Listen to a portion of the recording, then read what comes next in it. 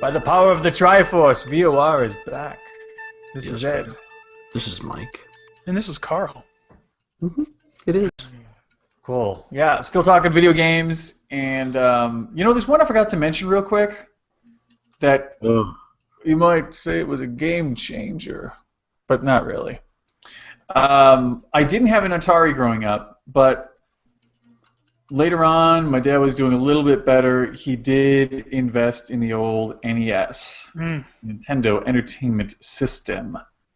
I thought you were going to say in television. Wow. Yeah, that looked like the future back in the day. That looked like, that's like we could actually, maybe our schools will be replaced by Intellivision, games and learning. But it was not meant to be. We did have Oregon Trail, but that's a different story. Yeah, but that held pretty. That Nintendo years that lasted for quite some time. The NES was holding strong for years and years. Yeah. And was eventually replaced by its older brother, and this is when I was in college, by the Super NES, also known in Japan as the Super Famicom. Those game systems are currently, when you do cons, you can go. There are certain tables that'll sell those or components and pieces so that you can collect together those gaming systems and play them now because they're sought after today. Mm-hmm. Oh yeah, this huge classic video game market, and I did well selling my. I had an NES and like 25 games, and I sold them separately. And both did pretty well. The bundle of games and the game system. And I actually almost bought them. Yeah. Like, I think I even sent you an email like, Dick, why didn't you ask me if I wanted to buy that? I would have just bought it straight out. Yeah. But when I was in school, and again, like video games, aside from NES, wasn't really a big part of my life. I think the NES years was the time when I could most accurately call myself a gamer. I would just pretty much come home, screw around, do homework, eat dinner, and then I would spend the rest of the time in my parents' bedroom because they had the larger TV in there versus the TV room in the basement where they would be all night. I don't know how I wasn't like the big fat ass. I was a total nerd and I was out of shape as hell. I would just like drink soda and eat all the leftover chocolate-covered marshmallow eggs that my mom saved in the freezer. She had like a year's worth. And it was just like gaming, gulp, gaming, gulp. And that was my night. And when my brother got into it, then we were terrible. Like we were game buddies. Again, he's 10 years older than I was. I remember one day in particular where he came over about 1 o'clock, and we played Metroid until 1:30 in the morning. I'm in junior high. I'm like 6th grade. And my mom was there. My dad's out of town, of course, but my mom was there, and she would just like do her thing and come back and like have a cigarette and watch us play Metroid. She was a big fan of Zelda. Wouldn't touch it, but loved to watch. That's me. Watching? Yeah, I'm a watcher. Yeah. Yeah. But the next big game movement was definitely Street Fighter II, Super NES in college when everybody went fucking apeshit and they were like crowded into rooms to play this game. And I think that would have been like more towards your introduction, Carl. Yeah, because I would say when things got serious for me, it was the Sega Genesis for me because I was one of those like I wasn't. We weren't wealthy, so you went the Genesis because it wasn't the Super Nintendo, which at that point like I had the NES for like quite a few years, but for me like and a lot of people, Nintendo was too homogenous.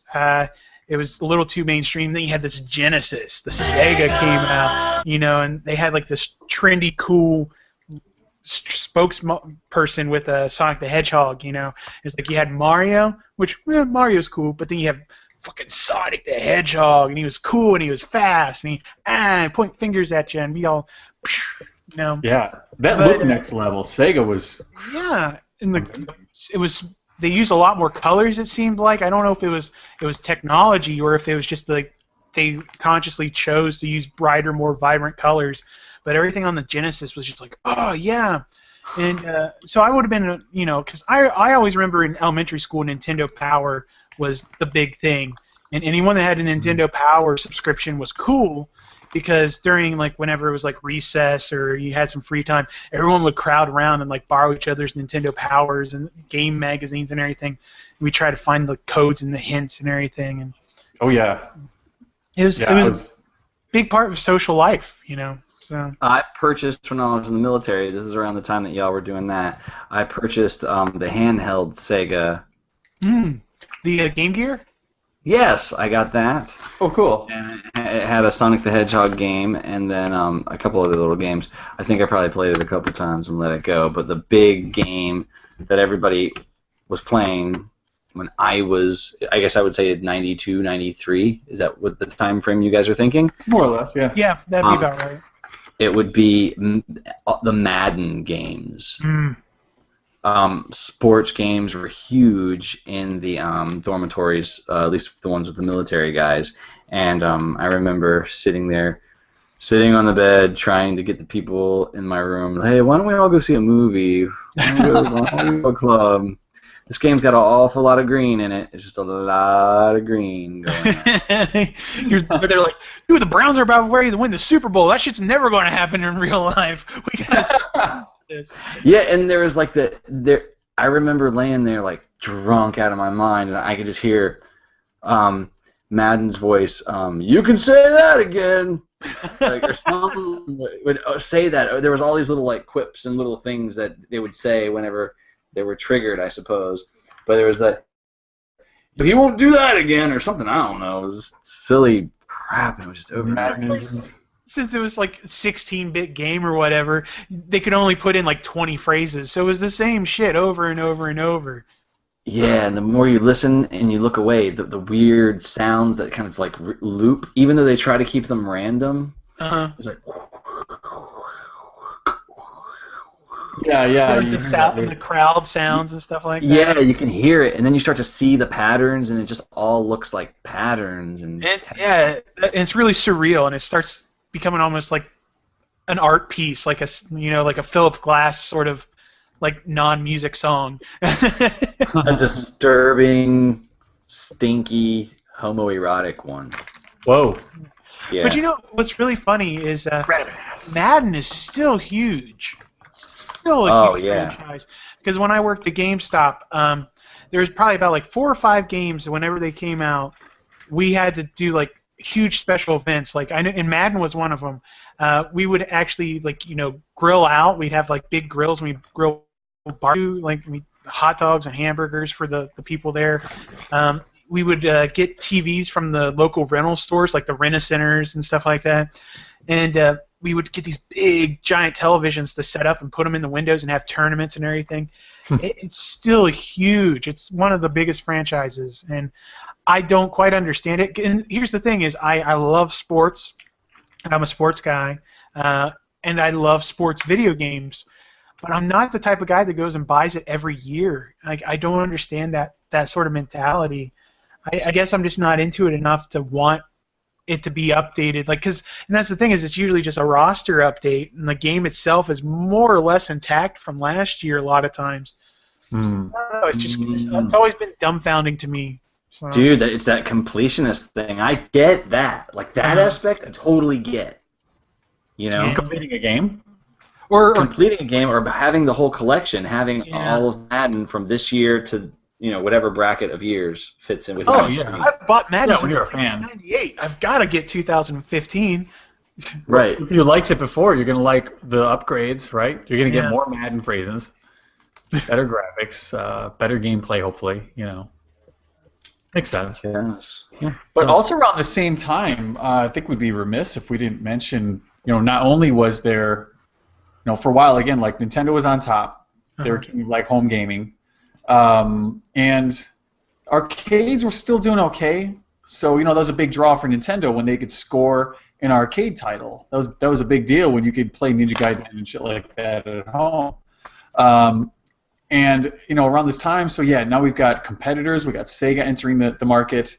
I don't remember any other consoles from that time. But TurboGrafx 16, the Atari Lynx, and Jaguar. Right, and now you can take portables with you. Yeah. Another thing that happened that I didn't really see coming, but I remember even there we played a lot of these games. Was the PC games had been around, but man, they sure got their shit together. Like early and mid '90s. Like one game, I'm a Star Wars fan. Hated Star Wars on Nintendo. It was, like Mike said, like looping graphics and patterned graphics galore. They were also really fucking impossibly hard. I'm sorry, are we talking the Super Nintendo Star Wars games? Both. Because I never played the NES one, but the Super Star Wars franchise, fuck it in its asshole. It is the meanest, hardest game in the history of video games. Yeah. But I also remember that around this time, PC, we come on, Star Wars comes on the scene. You've got Dark Forces. I could still, if there was a Dark Forces emulator on my Xbox, I would play that shit all the fucking time. Loved it. Amazing first-person shooter, great puzzles, and it's Star Wars. It's great Star Wars. But then, oh my God, these flight simulators. Oh, like the X-Wing and TIE Fighter. TIE Fighter was like the #1 game for like 2 years. Everybody I knew was just disappearing to play TIE Fighter on weekend nights, and I was like, Mike, like, come on, fuck this. Well, and I think the reason why those were so prolific and important is because they also started integrating a lot of the features that you would see start coming in on the home consoles, like online play, multiplayer. I know one of the big things that when I was first going into college was the fraternity that I joined, we all used to play Tribes, and everyone would be on our network at the frat house, and we played this first-person shooter all together on like this like little server quarters, like a hosted game locally. And so you'd hear people yelling across from the rooms, like, "You motherfucker! I can't believe you hit me with that disc," stuff like that. And we'd you just hear like the house, like 5, 6, 7 people all playing together, and that was not something that you did prior to that. That was like a big thing. And when you started adding that multiplayer, and not just like the 2-player, we're going to sit down and play Mario, and we're going to alternate, and like we can't play at the same time, but like competitive and cooperative. Online multiplayer, it was a game changer, and that came from PC gaming. They're the ones that pioneered that, and it was crazy. Like that. Like I said, it was a game changer. So.